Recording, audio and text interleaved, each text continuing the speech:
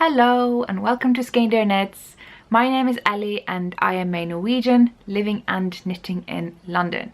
And if you like, you can follow me on Instagram. I am Skeindeer there, and you can find me as a designer on Ravelry, where I am Skeindeer Knits. And you can join my Ravelry group Skeindeer Knits, which is the best place to get in touch with me, to take part in my knit-alongs, any potential giveaways, etc. If you're a new viewer, welcome. This is my knitting talk show. I do usually make these videos weekly, but I will be talking about some changes that will happen to the usual routine, so that may sound a bit weird to those of you who are just popping in, but I hope you will stick with me anyway. As for those of you who are returning viewers, welcome back. It's good to have you back, and I'm hopefully sorry that I couldn't record last week. It was a mixture of things. I essentially had 3 full-on days at university because I've started lecturing, and it also means I have to get some qualifications for lecturing, albeit after starting lecturing. And one of those days in between those 3 days was in preparation for that course. I had to do a presentation. So I really only had Friday off, and that would be too late, and the only thing I had done was knitting on one project, which yes, I will talk about. It's been a rough couple of, I was gonna say day, but then I'm thinking weeks, and then I'm thinking months, and then I'm thinking years. I don't even know where to begin. I'll save it till the end of the video, I think, but I've had a bit of a reality check, especially yesterday, which stuff I already knew, but still I need to let my PhD thesis take the front seat, which means this podcast will not be recorded as frequently. It means I will not be as available as I have been, and I've already, you know, had struggles with tremendous amount of guilt for not being as available as I'd like. I'm behind on most messages and comments. It is just too much for me to cope with, which I realize is a pretty nice problem to have, except of course every time I get a message it's from someone who's like, she will reply, or maybe she won't, I don't know, I just wanted to send a message. And to me it's like, I feel so compelled to reply, right, because it would be so rude not to. I just can't, it just seems, yeah, rude not to, and then I feel like I'm rude, and that's not nice. And so saying that that's just gonna get worse is not a very good feeling, so I warned you guys up front, which is also why I think the group is the best place for those of you who kind of have committed to the skeindeering, because that place will definitely help you with any problems you may potentially have, or any wish you have to take part in the community that has built around this podcast and my designs, because that is something that is not just very important to me, but perhaps one of the most important things to me. So it's tough saying that I will now prioritize away the thing that makes me the most happy, the happiest, English. And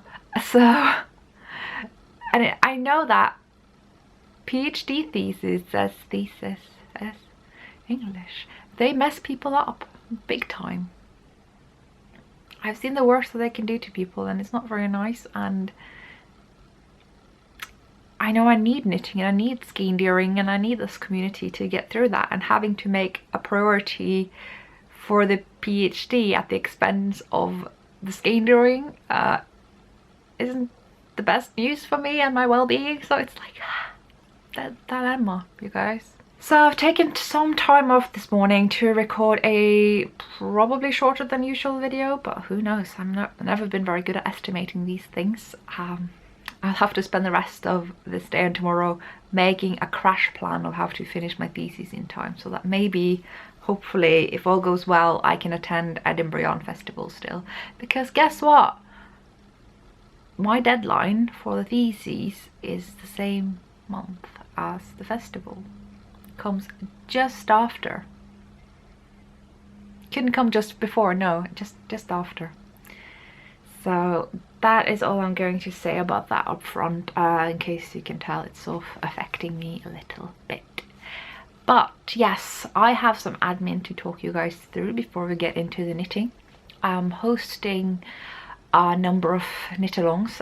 All year I've been hosting the 2018 year-long knit-along where we aim to make 6 pairs of colourwork mittens for the duration of 2018, and I'm definitely making that goal. That's not even a big secret. I'm probably making twice as many pairs. I haven't even counted, and I am really excited to see all the different mittens that have come up in the thread for that knit-along. I have not started an FO thread yet. I believe I will do that when we are closer to December, just to avoid those like single posts of mittens, because this is about the collection. This is about having 6 pairs. Ideally I want to see a collection photo, but obviously if you aren't able to do so because you may have gifted some, then I'd be happy to see all mittens just in the same post. So that is one knit-along. The other knit-along is in relation to the Sidewith Mittens Club. I am running the second Sidewith Mittens Club, which is a subscription club where you get 1 pattern for a pair of colourwork mittens every month. We've already gotten through 3 pairs already. The 1 pair that kicked off August when the collection was put up for sale, and the September mittens and the October mittens, both in DK weight yarns. They are called Evia and Marit. And then we are now changing gears. We're gonna go down in yarn weight and down in needle size to do the next pair of mittens that are coming out in November. All I'm going to tell you is that I personally used Susan Crawford Excelana 4-ply. It is a worsted spun yarn, and I do recommend woolen spun, but I've also had a lot of fun trying worsted spun. I mean, there's room for all yarns and you can do colour work with pretty much any yarn, and it's nice to try out different things. And I do think Susan Crawford's Excelana is a very nice yarn, and it's very, very strong, so that's very, very good for mittens. Very is the word for this episode, I guess. So yeah, I thought I'd give you a heads up if you want to use the same yarn that I used. I had this yarn very, very kindly given to me with a bunch of other skeins from Susan Crawford herself earlier this year, and I'm very thrilled to be using some of that yarn for these mittens. And we will be seeing that yarn more in the future, I have no doubt. Because yes, even though I am in a bit of a half hiatus, there are some things already set in motion that, you know, are gonna come out, so yeah, it's gonna have to just be kind of minimized to weekend activity, I think. Hopefully it should work out. I just can't be doing 2 full-time jobs. So that was what I had to say about the Mitten Club. Because of this whole big kind of quasi break, I can't really respond to private messages at the rate that I've been doing, and the rate I've been doing hasn't really been that impressive in the first place. So that is something I just want you to be aware of. If you really need a reply, please, please, please use my Ravelry group. That is a place where pretty much nothing you will write will be ignored. There will always be me or someone, and if I see someone not telling you the thing I think is accurate, I will interfere in a nice way. So yes, that is all I have for admin. No, there isn't. I have a new pattern coming out. I'm recording this on a Tuesday that's a lot sunnier than I was promised. I thought this was going to be a nice cloudy recording day, but sun is like threatening to come around the corner. So why am I talking about the weather? I was going to talk about a new pattern. But this should be coming out on a Thursday, because that is the earliest I could possibly release this pattern and still have the podcast episode out at a reasonable time. So the new pattern is coming out in relation to the Not Going to Rhinebeck virtual festival. Just so you know, this is not a festival against Rhinebeck. It is a very much pro Rhinebeck festival. It's a we are jealous at everyone going to Rhinebeck festival. People who feel a little bit left out when we can't attend all the things, which I am definitely feeling right now. We've set up this other event that you can attend. It's online, so it's for everyone. It's even for those of you going into Rhinebeck, quite frankly. So lots of people are putting up stuff for sale. I think Anne Tudor's got a lot of information about this on her blog, and I know that both Maria of Ninja Chickens and Natalie of Remembrance's Pottery are both very much involved in this, so that's some information you can get from there.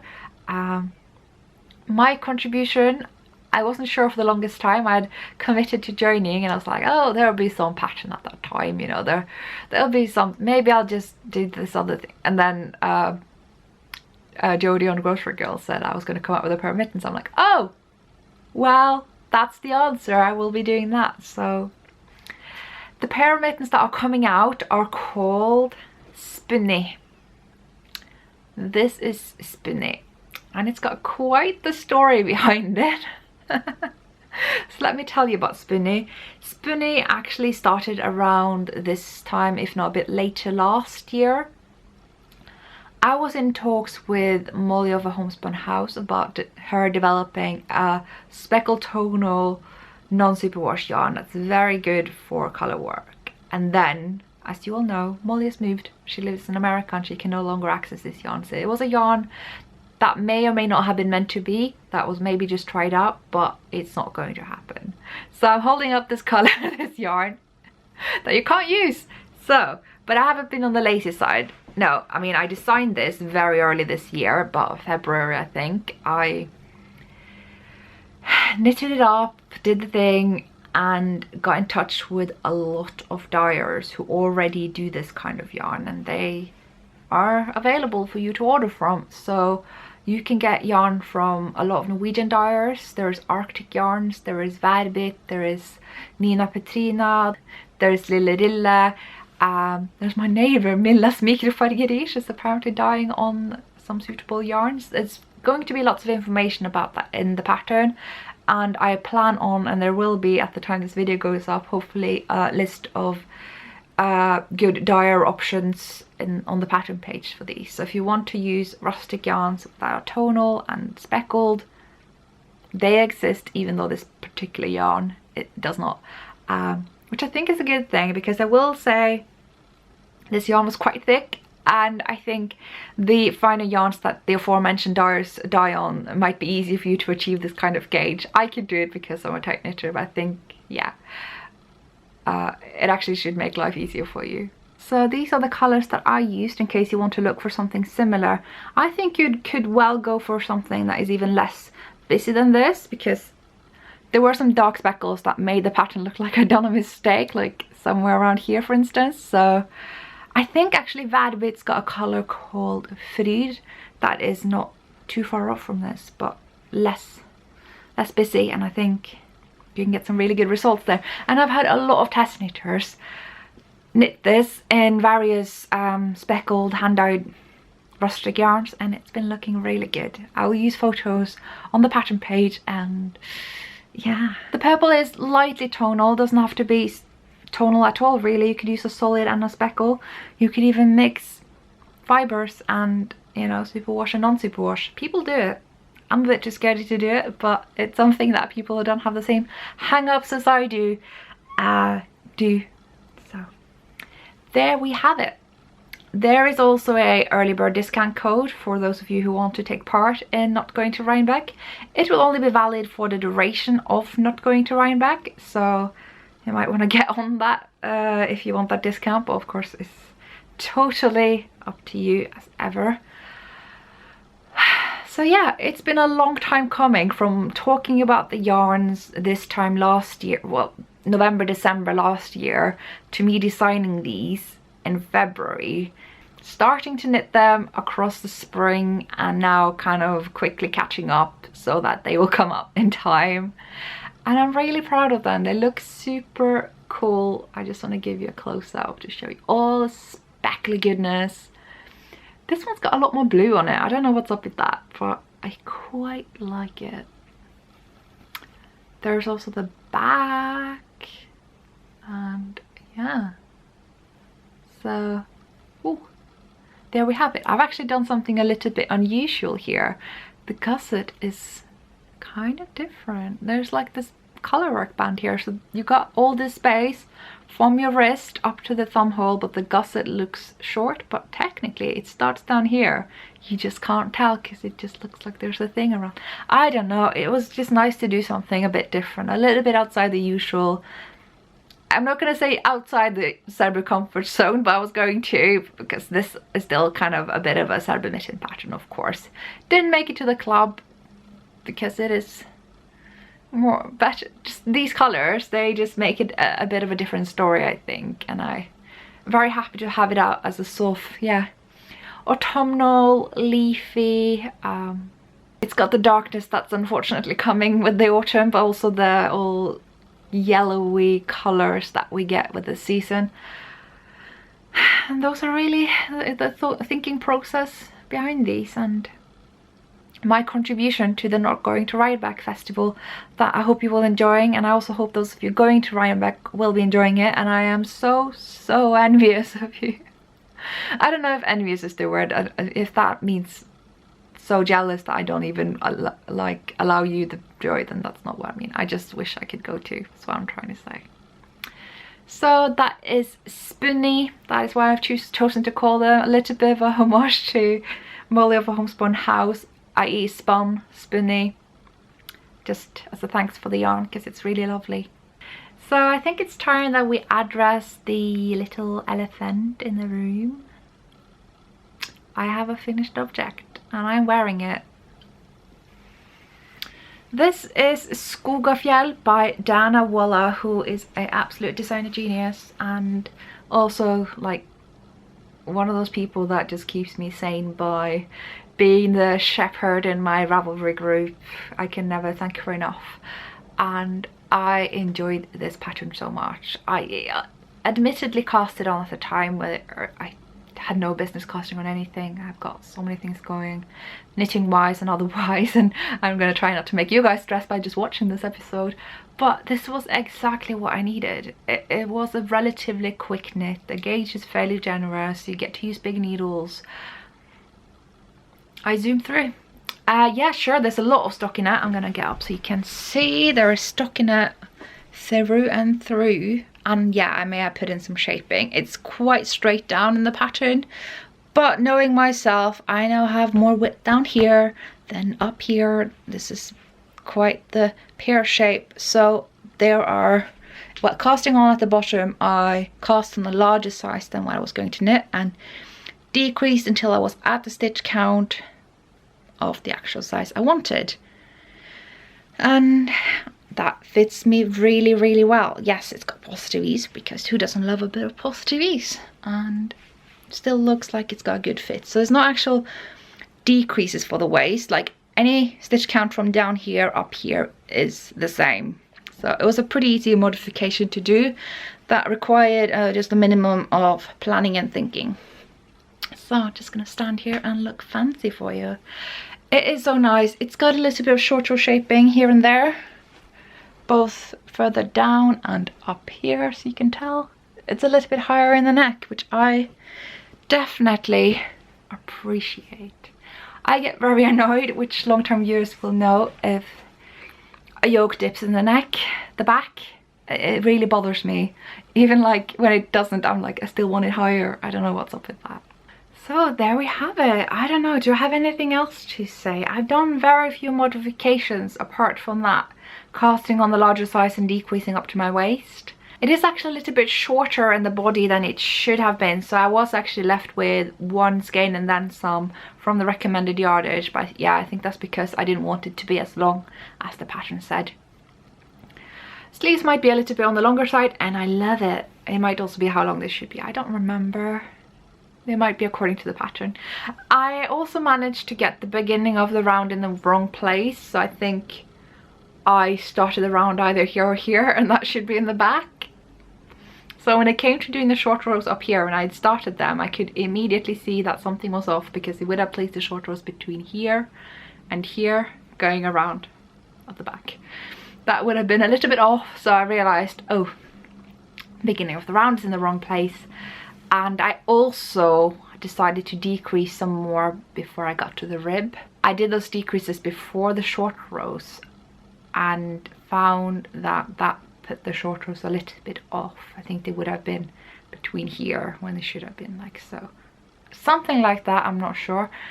So I managed to just kind of make it work using my designer brain, and the short rows are really good now. Things are placed where they need to be, and very happy with my modest modification. Like, the pattern is so good, it doesn't really need any. It's just me being a bit particular about a few things. It really is just down to my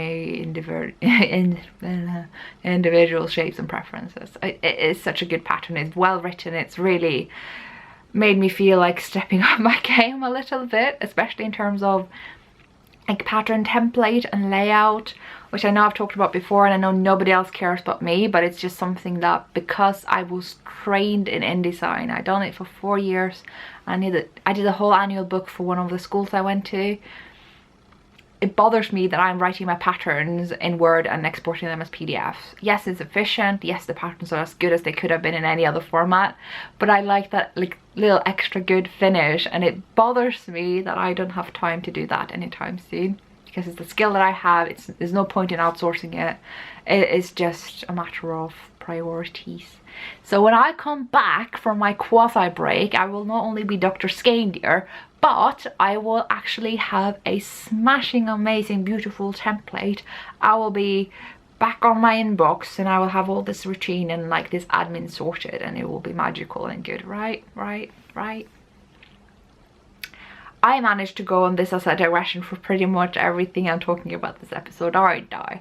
So but you know, it would be boring if all I did was gushing about the sweater, because that's literally all else I can do, because it's just great. And I used the exact same yarn as the pattern recommended, the exact same colors, because just look at it.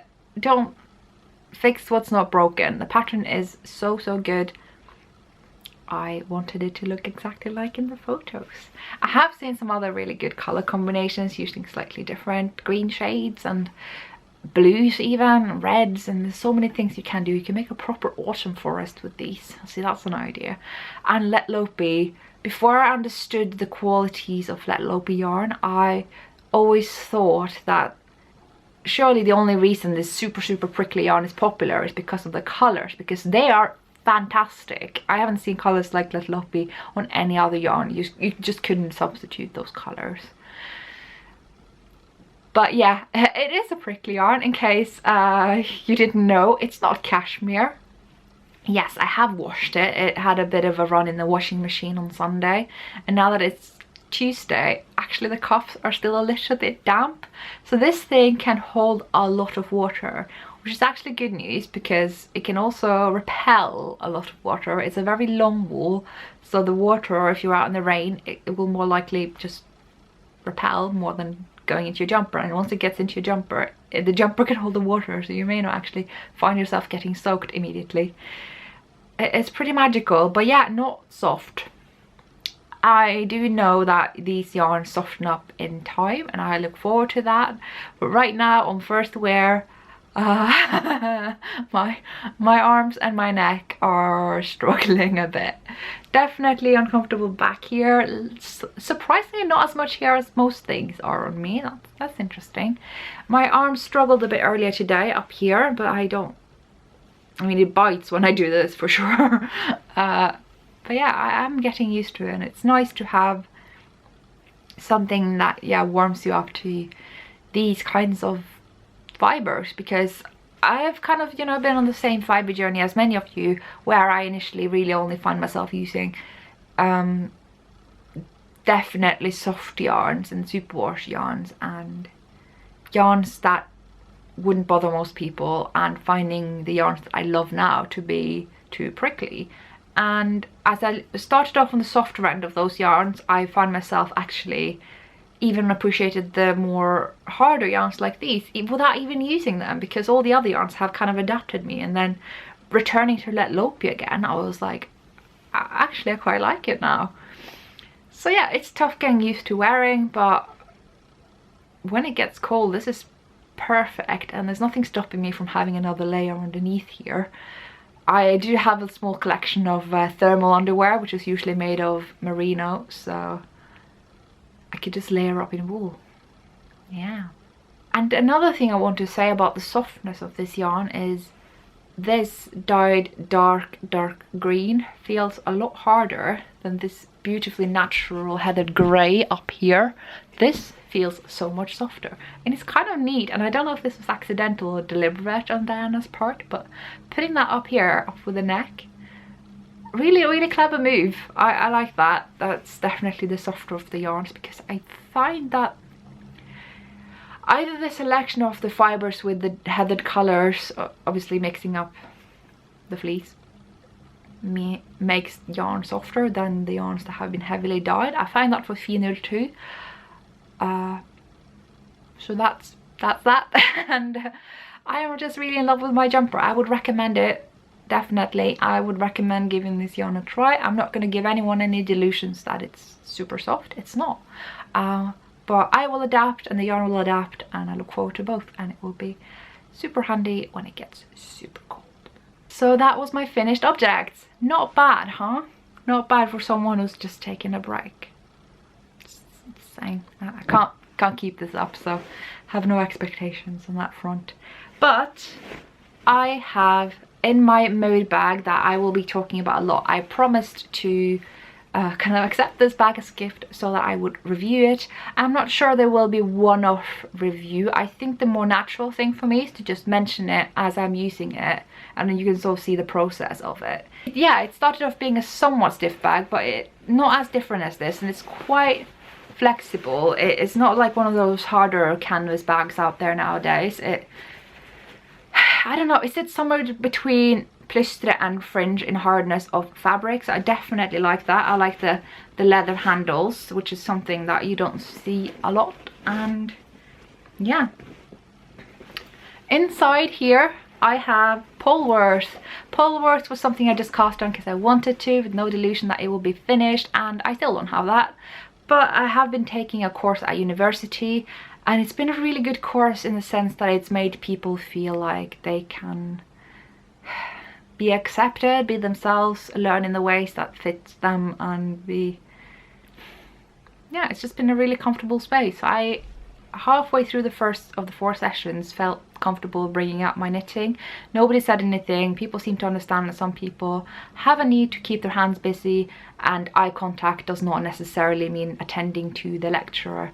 I do try to focus on looking at the lecturer when I knit, just to convince them that I am paying attention, although I'm engrossed in this activity, which is kind of annoying because I am really a much better listener if hearing is all I can focus on. So that was a digression. Point is, I got through a sleeve. As you will notice, the sleeve isn't entirely done. It could have been, but there's a brioche cuff, and I'm not... I get brioche pretty quickly. Even the 2-pass brioche, that's the normal way of brioche, the Nancy Marchand brioche. I get it pretty quickly. I've not really struggled with it. I really did it for the first time for the neck here, and apart from the neck flopping over, I haven't had any problems with that. So getting on the cuff wasn't that hard, but I was doing it late at night. It was dark. I was hanging out with a friend who just moved to London. That was pretty cool. And yeah, I just needed to wait until later. But I also needed to knit on more stuff for this class, so the other sleeve has started. I got through a little bit of it yesterday even, because when I read through my lecture notes I also knit sleeves. So I don't know, I don't hate Sleeve Island, because Sleeve Island just offers me more and less stockinette, so I can do that when I need to do other things at the same time. So I've just gotten through the skein that was attached up here to stripe it with this, so that the transition isn't that bad, because I did it initially without doing that because I forgot, and it was clear to me that this part, the body part, the shoulder part, yoke part, was darker than the sleeve would be. And now that it is striping, it's going to have a slightly smoother transition. It still looks a tad bit darker up here to me than here, but it's definitely not as obvious. I can totally live with this. I did do something of the sort here as well. I think I just continued with the yarn that I was striping with up here, because I did stripe somewhere at the end of the yoke just to know that I had yarn I could transition with when I was splitting this into 3 parts, the body and the 2 sleeves. And it seems to be working out pretty well. I now can continue down the body with the yarn from this sleeve, because that is what I striped with the last bits of the yoke, and it should all work out. That was probably unnecessarily confusing and boring information, but these are kind of cheaty ways that you can stripe your hand dyed yarns if you don't want to stripe all the way and you deem it not necessary, and that's the most important part. If you have a yarn that changes a lot, it's heavily variegated, and you can tell there's even a subtle difference in the colors, stripe all the way. But these yarns looked identical to me. I couldn't tell any difference, so any potential differences I couldn't see would happen in cases like here, where I had to make sure I was striping the transition between sleeve and yoke. So I don't think I need to stripe through and through to make it look uniform. I just need to stripe where I'm changing skates. So I'm doing that, and I don't know when I'm going to have this finished. This little triangle in the front, which is pretty cute. I still haven't thought of a solution for the neck. I have bought an elastic, and I know a lot of you recommended it, although I'm sorry I haven't actually replied to any of you. I read it and I appreciate it, and I'm considering it. It's just I'm rubbish at sewing in elastics and I don't like the idea. But for someone who's as fussy about the back neck as I am, maybe that's the way forward.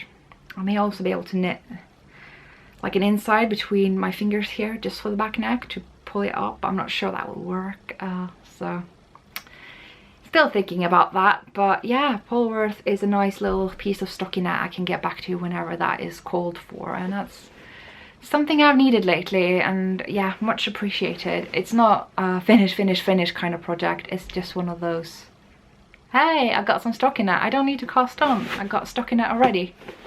And yeah, it lives in my Mode bag. Mode is a bag maker in Norway. She dyes these fabrics in a washing machine, so they all come out different amazing colors, and I really like them. So you can get that from Vadbit, I think. Same woman who dyes yarn that is perfect for these mittens. So just kind of this could be like my podcast photo thing. You don't think? Yeah? No? Just posing for that now, so you've already seen it. I don't know, I'm doing this.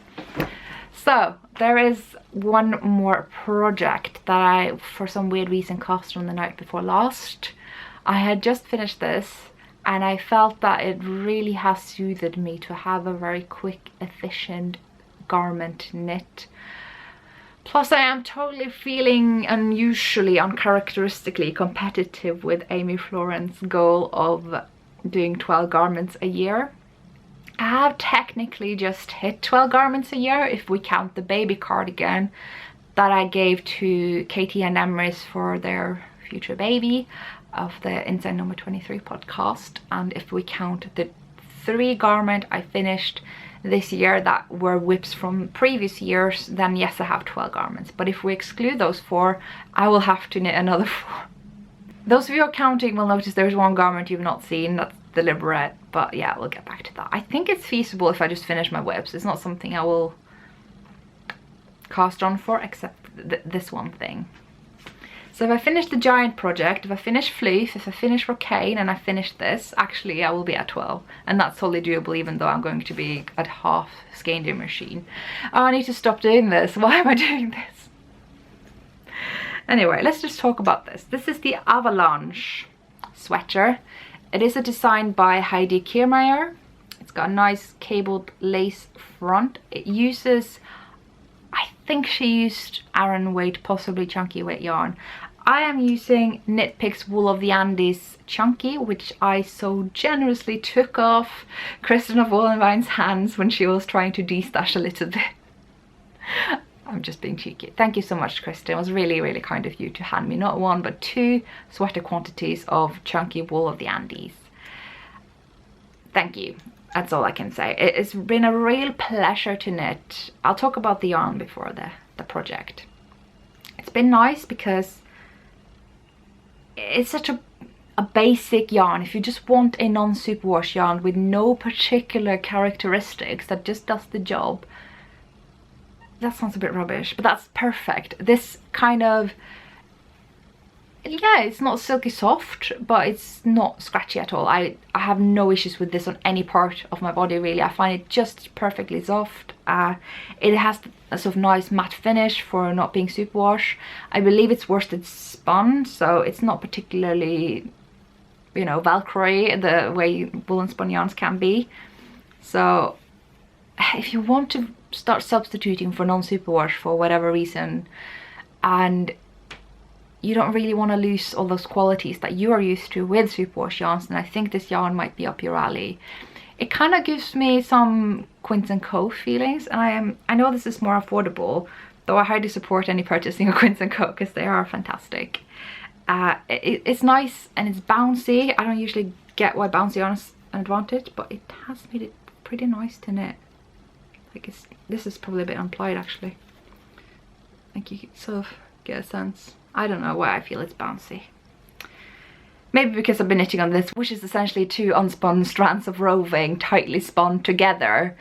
And it's, yeah, lone wool, so that's not bouncy at all. So it's been quite a nice sort of variation to that. Yeah, I recommend it as an affordable wool that I personally haven't heard any issues with. Wool of the Andes, guys. Wool of the Andes by Knit Picks. And then about the pattern. This pattern was super kindly gifted to me from Heidi Kiermaier herself around the time we met after Edinburgh in London with the Espastro Court ladies. That was super nice. So hello ladies. Yeah, she gave me this, like asking me which I like, and I knew I wanted to make this, especially with this yarn. And now I am modifying all the things because I am me, and I felt like this yarn that I have is actually a little bit on the thick side. It can be knit at the gauge of her pattern, totally fine, but I sometimes feel like in some cases when I have to go up in sizes, I have to make something that has a different look to it. It sort of makes whatever pattern or something the garment has will relative to me look smaller, and so if I can just go up in gauge, the ratio of pattern to me is a bit more flattering, if that makes sense. Like, I think that's why I always look better in hats in heavier weight yarns, because I have a ginormous head. Fun fact, it's because I'm doing a peach deal and there's so much stuff up in here on me. I'm being silly. This is one of those days. So I'm using a gauge of about 14 stitches per 4 inches, 10 centimeters. But it's going so quickly. I literally just knit on this one evening and one morning, and that's been it. That is Avalanche. This is what I have so far. Very, very quick knit for anyone who's in the need of that. I love a good sort of tight knit garment. I've been drooling over that Christmas cardigan I showed you in the last episode. I was this close to casting one. I've even caked up the yarn because I thought I'd use the Shirling style yarn I bought at Bergen Knitting Festival. I just don't have the time. I have to be sure I'm getting through my deadline knits first, and after that I don't know how much time there is before Christmas, quite frankly. So maybe it will be next year's Christmas cardigan. I hate having to do this because I love casting on all the things, but that's just one of those things that needs to change right now because that thesis needs writing. It needs writing up. I have some acquisitions as well. There's a story behind some of these. There's a new yarn shop opening up here in London. It opened up when I was in Oslo in August, which I used to kind of joke about, like, I'm away for just a couple of weeks and while I'm gone there's a new yarn shop. Like, I can't leave London for a second. It's really exciting because this is the first shop, at least in a long time, in the west end of London to have a proper yarn shop. It's called Tribe and definitely sets itself apart as it's kind of, yeah, having a very strong identity. I'm impressed. I am definitely impressed. I already knew this was going to be a very interesting shop when I'd heard about it. I talked to the Yarn in the City ladies about it early on when it wasn't really announced, and it really did make me very curious about it. It sounded very interesting, and so finally managed to plan an outing to Richmond. I know that may sound ridiculous to those of you who live in maybe cities that are either smaller or easier to get around in, but in London, if things are on opposite end of town, it's just not easy to get to, and it's certainly not a short ride. So for me, I had to go on like 3 different trains, even though it should have been enough for 2, but it was weekend, things are under maintenance, whatever. I met up with Amy Florence of the Stranded podcast, Nikki of the Tea and Possibilities podcast, and Katie of the Inside Number 23 podcast, and it was really good to see them again. We spent a good chunk of time just being in an amazing Danish coffee shop, having cinnamon custard goodness, and later on in a pub where we had fizzy drinks and chips, because we are hardcore like that. I wanted to vlog and document it, but guess who forgot their camera again, even though I just bought another 2 batteries after the disaster that was last podcast, where I had to wait half the day just to charge my batteries. So I didn't film around so much, but I can tell you about the shop. It's interesting, it's different, and it is definitely a shop for our knitting communities, because yeah, knitting is comprised of lots of different communities. I don't see any reason to keep them distinct, but yeah, there are some traits for different kind of subgroups of knitters. There are those that like big box store shops, there are those that like kind of more of the countryside yarn shops with cedar and maybe rowan, or going out to Liberty and get rowan. And then there are people like me that really like the local kind of indie yarn shop, the kind that I get here in East London with Loop and Knit with Attitude and Wild and Woolly, and there's got Fabrications around the corner. Like, I like those shops, and so that is the kind of shop that Tribe is. It really speaks to that crowd, and that crowd that has usually had to trek all the way up here to East London to get to that kind of shop. So I'm very happy for those of you in West London to get that kind of shop in your area. I hope maybe I will be able to attend some of the knit nights, but I make no promises because it's a long journey. It's quite far away from me, but it would be pretty nice. So anyway, me and the gals, we went in there and we were greeted by the shopkeeper, and Alison of Yarn the City was there, so that was nice to see a familiar face, and we got to squish all the yarns, and they had an amazing selection of buttons, which is something I've been wanting. There's a lot of alpaca blends there, which we all know alpaca not my thing, but I do think alpaca blends definitely cranks up the usability with alpaca for me. They had a lot of Walcott Opus yarns, which is a Falkland Merino baby alpaca blend, which I have in my stash because it feels so lovely and scrumptious. I am itching to do a garment with it. It was also interesting because it wasn't your usual 90% fingering weight yarn kind of yarn shop, which is kind of weird because there's a huge knitting audience that really only wants heavier weight yarns, like probably the kind of people that are in my situation that need quick satisfaction knits, so to speak. Instant gratification knits is what I was looking for. And so that was really nice that you could get a variety of weights, and there's a lot of sport DK, definitely worsted and Aran. It was a really good selection, an interesting one. There was Isager, there was Shibui. I could go on and on, but maybe you should just go and check it out for yourself because I can recommend it. I was actually given a press release that I probably should have made use of now, but I haven't prepared because I don't have time to do anything. But I can tell you something that I bought. I bought 2 souvenir yarns, and yes, I'm going to call them souvenir yarns, even though my friend insists that if it's still in London, it's not souvenir yarn. If it's just Richmond, it doesn't count. I got the Croft Shetland colours by West Yorkshire Spinners and Shibui Silk Cloud. I thought I could hold them together and make a hat, and I might still, but the hat pattern I had in mind isn't really made for Aran weight at all, but that doesn't mean I have to use that pattern. I can use any pattern. So maybe a future mohair hat, maybe something completely different. Maybe I'll just buy another 3 skeins of this or so and do a garment that's going to be stupid expensive, because Shibui is fancy schmancy stuff, and I get why, because just holding this baby, there are a lot of different silk mohairs under the sun, and they aren't all as soft. I've used some of the mid-range of softness. I have also felt some that almost felt like straw because they were that hard. This is at the far end of the soft end of the scale. This is just like unicorn fluff. Cuddle, colorless game. So yeah, this is just a pure, I think, Shetland Island wool. And yeah, I just had to get burgundy. There was a really good selection of burgundy there, so that was not a really hard decision. And that's all I got. Just some souvenir yarns, a little bit naughty, not any concrete plans, which I'm not really allowed to. But, you know, had to support my new local yarn shop, which arguably isn't that local. I am boiling right now. This sweater is definitely doing the job. It got a bit quiet outside now, so I'm going to allow myself to have an open window for the last part of Aquisitions. It may get noisy, but you know, this is in the middle of London, what can I tell you? I have bought 2 new publications.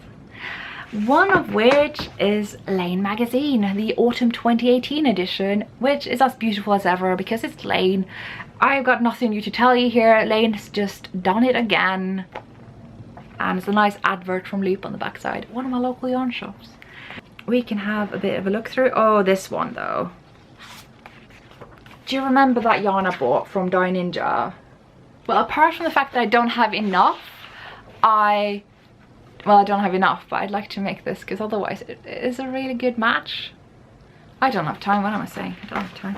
It's even, you may have noticed the paper that just fell out. That's actually an insert for that pattern, I think. Yeah.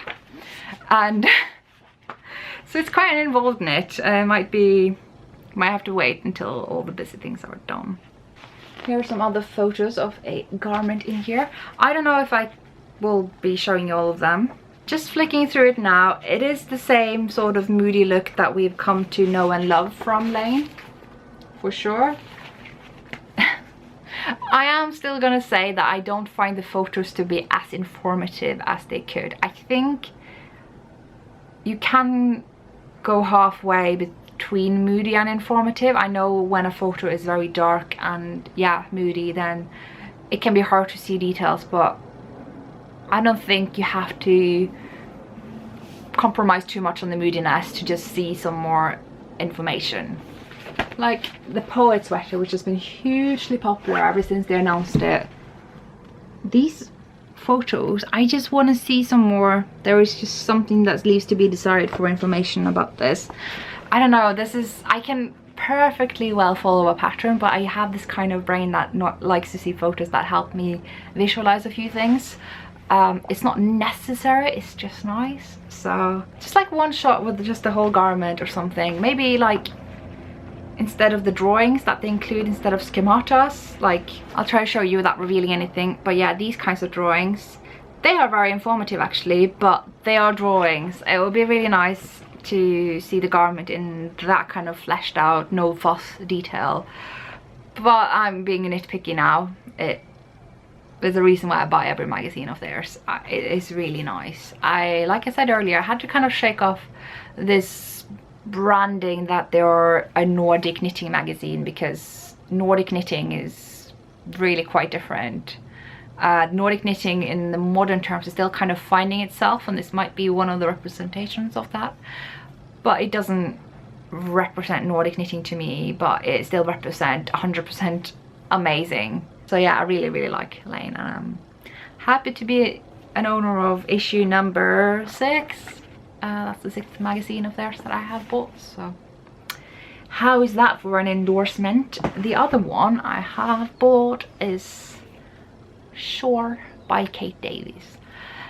Short stories, because I buy everything Kate Davies has ever done. It's pretty easy. Whenever she's got a publication, big or small, I will buy it. And she started doing these mini collections in between her major collections.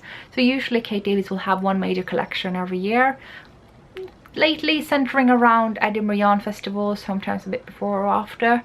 And then halfway through the year she will come out with a smaller collection like Habit last year or Shore this year.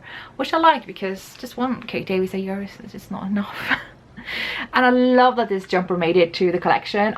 I was this close to ordering a kit for that when I ordered her autobiography, but it turned out you couldn't actually order anything with the autobiography. But it turns out you couldn't actually order anything with the autobiography because that was a pre-order. It's got a nice little cardigan in here, very pretty little shawl, and this jumper, you guys. Just yeah. So yeah, it's got a few patterns. They're all kind of blue or similar, which is interesting. I just really like it. I realize now you're probably itching still to get that bulk review, which given I'm going on a hiatus, I'm not sure when it's going to happen. Just hang in there. Anyway, that's all I have for this episode as far as knitting goes. I was going to say more about my break. I'm not sure why I haven't said already, because it sort of blurted out from me in between the other things I had to say. So I started my PhD about 4 years ago, and at the time my life in London was not really all that interesting. I had most, if not all, of my friends back in Norway. My life in London was pretty stripped down. Although I'd lived here for 3 years, I really just focused on school and my day-to-day life, and then I would live my life in the summer and around Christmas in Norway. And looking back on that, it's quite sad, but there's a lot of reasons as to why, and I'm not going to get to that now. And then about a year into my PhD, after a variety of things that had changed in that situation, I started to struggle quite a bit. And a year and a half into it, it was definitely looking really, really grim. And some things changed for the better again outside my PhD, and things were really looking good. And I was really happy. And then there were struggles alongside that maybe didn't affect my happiness so much, but caused me a lot of stress. I know that may seem like weird opposites, but being stressed and being happy they can coexist. But then I just felt stressed and sad and anxious, and it's been with me for quite some time. I'm being deliberately vague. Those of you who follow me on Instagram may already know some things and maybe understand why there isn't more I can say about that.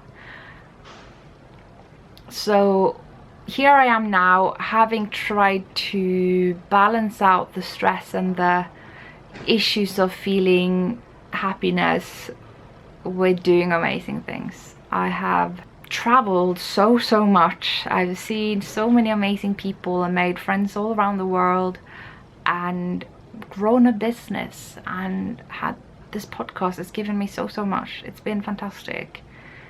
But the past year, if not more, has been really rough. If I told you the details, you would definitely understand, but also understand why that would be a weird thing to do. And weird is perhaps not the word. So here I am, knowing that I have to make a priority now, which is prioritizing away the thing that makes me the happiest in favor of the thing that's causing me the most amount of stress. Yeah.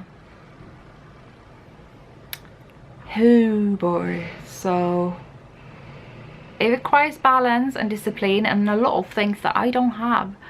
And I guess the only reason I'm bringing it up here is just to ask for your understanding, to just understand that I can't get to all the things and do all the things, that my inbox is just going to be a black hole of things that may or may not be replied to, and and that makes me feel like I'm awfully rude and unappreciative, but I have absolutely no capacity. It takes such a long time to go through all the messages, and there are on at least 3 to 5 different venues on the internet. I just can't. I have to set off one entire day of the week to get through everything. Like last week, it was so full on with university that I had no time to sit down in my inbox. And at the end of that week, I had over 100 emails to get back to. And that doesn't even begin to count Instagram and Ravelry and YouTube. And it's a mix of the academic and the Skeindeering. So there's a mix of things. Right now I'm just like saying, oh, I need to just get less messages and everything will be fine. That's not even half of it.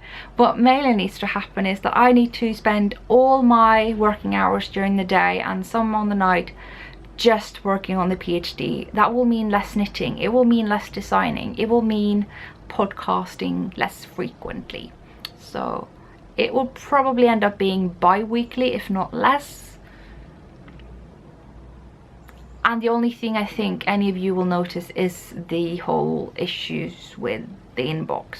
That's why I'm mentioning that, because there is a lot of things that need to change on my end with regards to how much time I devote to Skeindeer, and just not being able to do that. I shouldn't even be recording right now, and I could rationalize that so much, but my thinking is just getting this one episode out of the way and then working full on my PhD for the next 2 weeks, and then I might see you after that. There is now the Spunni pattern that's come out, so hopefully that will entertain you, at least until the November mittens of the Mitten Club will come out. And then I will be arranging a mystery knit, and the other things that will come out are things that are already set in motion, so there's very little work for me to do on my part. That shouldn't at least take that long. So yeah, it should all work out. I just need to get balance and discipline back into my life, and that makes it sound easy, but there is also the component of mental health, and I have just dealt with that in the past by saying, oh, I will just do more of the things I like and less of the things that give me anxiety. Done. And then now that's just not sustainable. Of course my battery died. So just to sum it up, all I try to say is I have to make priorities on my end. All I'm asking from you guys is understanding and patience, and I have lots of anxieties about like going on a half break at a time where knitting season is totally happening and my career is on an upswing, and it seems really risky, and I feel like I have all these fears about disappearing in the mass of people who want to be designers right now. And I'm not even going into depth about that because it's we could sit here talking for a long time. What needs to happen is that I need to take care of my own mental health and try not to be haunted so much of ghosts of the past, because that's really been coming back at me again from like a year ago and more.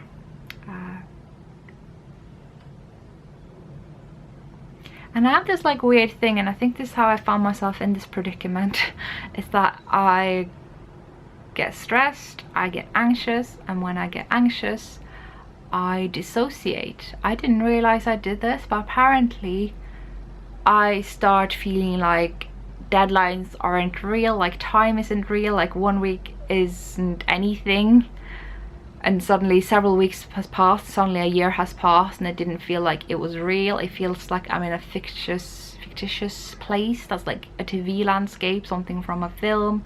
This is already like film language to me, you know, TV language, and it's all monopoly money, and oh, dissociation is risky business when things start to not feel important. Oversharing on the internet. Ooh. So I could share more, but that would definitely count as oversharing, and that's just not what we're here for. So I just wanted to thank you for listening to all that nonsense that I probably could have done all over again to be more coherent, but you know what, keeping it real, it's really helped, I will say, to just do this one episode. I started this day by just being a sobbing mess, and I was like, there's not even any point putting makeup on because it's all gonna go away. But here I am, feeling a tad bit better. So, and I have a habit of making fun of everything, so I'm making jokes about this as well. But here we are.